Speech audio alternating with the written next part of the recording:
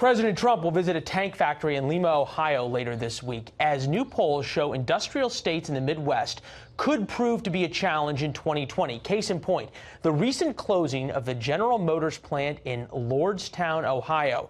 Yesterday, the president tweeting out, because the economy is so good, General Motors must get their Lordstown plant open, maybe in a different form or with a different new owner fast. Toyota is investing $13.5 billion in U.S. Others, likewise, GM must act quickly. Time is of the essence.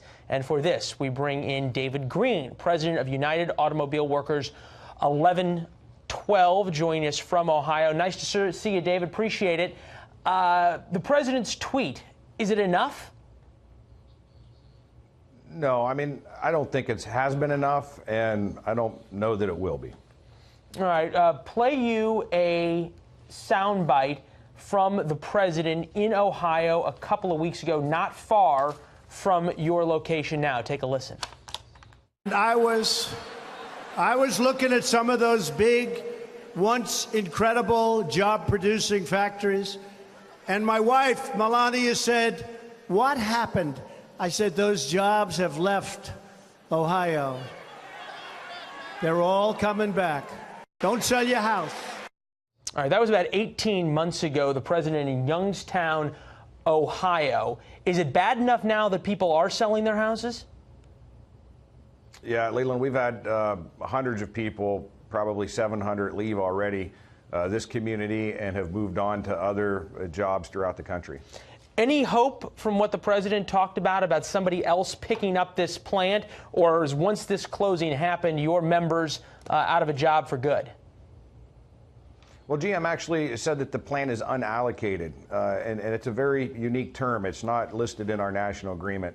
Our Vice President, Terry Dittus, will be sitting at the bargaining table with General Motors later this year, and this is, I think, where they're going to hash out exactly the fate of the Lordstown complex. And when you say unallocated, difference is kind of irrelevant if you're out of a job and out of a paycheck, right? Yeah, it's I think a legal term that was used because it's not in a national agreement. So unallocated seems to be a way that the corporation can get around the language that talks about closing or idling a facility. Let's get down to the politics of this. President Trump came into office on the backs of union workers, Reagan Democrats, call them whatever you want. But in Michigan, also essentially in Western Pennsylvania, in Ohio, in Indiana, in Wisconsin. Have your members sort of given up on the hopes and promises from President Trump, or are they willing to stick with him through this despite losing their jobs?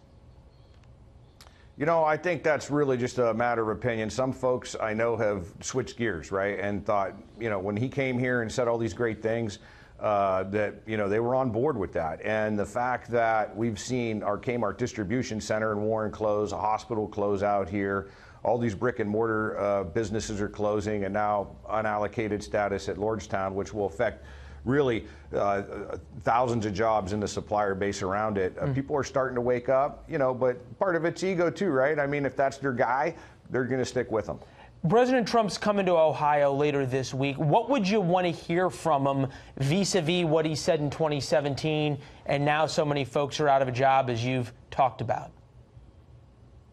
I'd like to hear him support the American Cars, American Jobs Act. I'd like to hear him talk about ways the policies can be changed, where we can go a little bit further to make it more profitable for companies like General Motors to do business here in the U.S. The tax cut actually incentivized corporations like that to pay less taxes on profits when they bring products in from outside our borders here. So we'd like to see some of that. The pushback on this, sir, would be one of the reasons plants in Ohio are closing is because it's a lot cheaper to make these cars in Alabama or South Carolina or Tennessee, where you've got right to work and they don't have union labor.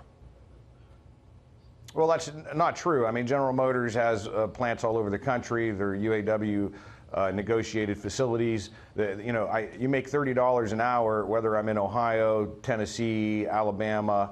You know, well, I mean, there's a reason though that the major foreign companies don't like dealing with the unions and go to states where they don't have to. Well, they like to exploit workers. Workers just want to have a seat at the table. We don't want handouts. We just want a fair day's work for a fair day's pay. All right. David Green with us from Ohio. David, thank you. Appreciate the perspective, and we'll wait to hear what the president says on Thursday.